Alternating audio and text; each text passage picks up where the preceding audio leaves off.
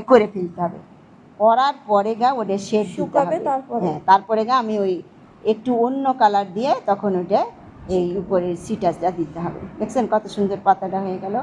তাহলে আমরা আস্তে আস্তে আগে এই জন্য এই যে ছোট তুলি দিয়ে ফিনিশিং ভালো আসে। হ্যাঁ, তুলি দিয়ে আগে এরকম করে আগে স্মুথ করে আগে করতে হবে।